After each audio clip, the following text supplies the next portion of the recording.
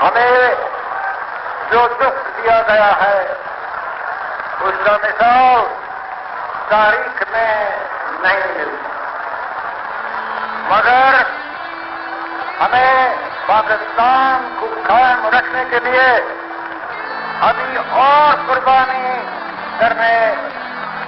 करना होगी। मुसलमान मुसीबत में घबराया नहीं करता।